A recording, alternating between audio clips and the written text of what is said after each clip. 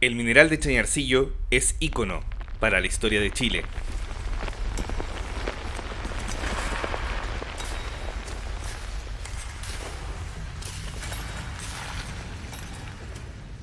Si bien se hace mención una y otra vez a la riqueza que entregó al país y los plutócratas surgidos de él, Chañarcillo es un lugar significativamente importante para la historia del mundo obrero nacional. En este yacimiento se inició el sistema de turnos. La producción mezcló fuerza física y tecnología a vapor. En la práctica, el surgimiento de la clase trabajadora industrial emerge dentro de las lógicas y contradicciones del famoso mineral Copiapino. Por lo mismo, existen muchos productos culturales asociados al imaginario de Chañarcillo. Uno de los más bellos está a cargo de uno de los autores fundamentales de la historia contemporánea de Chile. Hablamos de Víctor Jara, quien compuso un tema con este nombre para ser interpretado por la banda Los Curacas.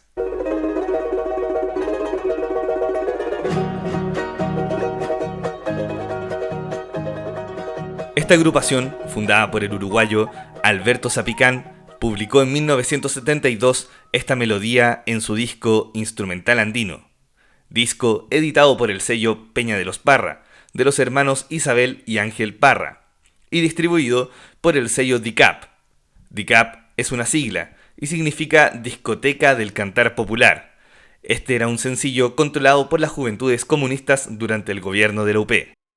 Escuchamos a continuación un fragmento de Chañarcillo.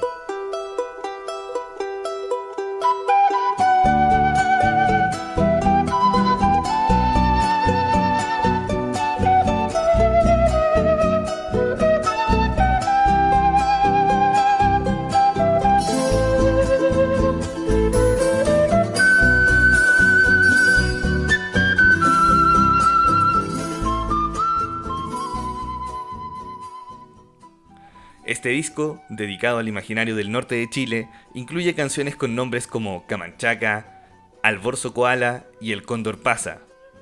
Una colaboración iniciada por Víctor Jara que hoy nos permite dar sonido a la vida de las generaciones de hombres, mujeres y niños marcados por el sacrificio del pique minero.